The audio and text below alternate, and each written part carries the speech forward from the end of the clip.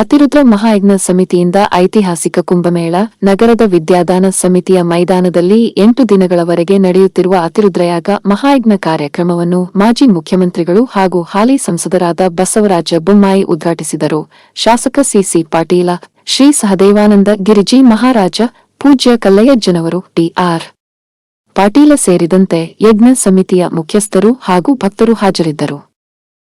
ಪ್ರಾಥಮಿಕ ಪ್ರೌಢಶಾಲಾ ಮಕ್ಕಳ ಕ್ರೀಡಾಕೂಟಕ್ಕೆ ಚಾಲನೆ. ನಗರದ ಜಿಲ್ಲಾ ಕ್ರೀಡಾಂಗಣದಲ್ಲಿ ಪ್ರಾಥಮಿಕ ಹಾಗೂ ಪ್ರೌಢಶಾಲೆಗಳ ಮಕ್ಕಳ ಮೇಲಾಟಗಳ ಕ್ರೀಡಾಕೂಟ ಚಾಲನೆಗೊಂಡಿತು. ಜಿಲ್ಲಾಧಿಕಾರಿ ಸಿಎನ್ ಶ್ರೀಧರ ಕಾರ್ಯಕ್ರಮ ಉದ್ಘಾಟಿಸಿ ಮಾತನಾಡಿದರು. ನಗರಾಭಿವೃದ್ಧಿ ಪ್ರಾಧಿಕಾರದ ಸದಸ್ಯ ಬಸವರಾಜ ಕಡೆಮನಿ, ಬಸವರಾಜ ಬಳ್ಳಾರಿ, ಪಿಎಫ್ ಪೂಜಾರ, ವಿಎಂ ಹಿರೇಮಠ ಸೇರಿದಂತೆ ಗಣ್ಯರು ಹಾಗೂ ವಿದ್ಯಾರ್ಥಿಗಳು ಉಪಸ್ಥಿತರಿದ್ದರು. ಪ್ರಶಸ್ತಿ ವಿತರಣೆ ಕಾರ್ಯಕ್ರಮ. ನಗರದ ಪ್ರಧಾನ ಅಂಚೆ ಕಚೇರಿ ಆವರಣದಲ್ಲಿ ಪ್ರಶಸ್ತಿ ವಿತರಣೆ ಕಾರ್ಯಕ್ರಮ ಜರುಗಿತು.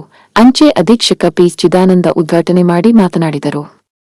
ಸಹಾಯಕ ಅಂಚೆ ಅಧೀಕ್ಷಕರಾದ ಶ್ರೀಕಾಂತ ಜಾಧವ, ಮಂಜುಳಾ ದೇಗಿನಾಳ, ವಿ. ಸುನೀಲಕುಮಾರ ಸೇರಿದಂತೆ ಅಧಿಕಾರಿಗಳು ಪಾಲ್ಗೊಂಡಿದ್ದರು. ಮರಗಳ ರೆಂಬೆಗಳ ಕಟಾವಣೆ ವಿರೋಧಿಸಿ ಮನವಿ. ಗದಗದಿಂದ ಮುಳಗುಂದ ಬಸಾಪುರ ಕ್ರಾಸ್ವರೆಗೆ ಮರಗಳ ರೆಂಬೆಗಳ ಕಟಾವಣೆ ಹಾಗೂ 12 ಮರಗಳ ಸಂಪೂರ್ಣ ಕಟಾವಣೆಗೆ ವಿರೋಧ ವ್ಯಕ್ತಪಡಿಸಿ ಸ್ವಾಭಿಮಾನಿ ಕರ್ನಾಟಕ ರಕ್ಷಣಾ ವೇದಿಕೆ ಮನವಿ ಸಲ್ಲಿಸಿದೆ.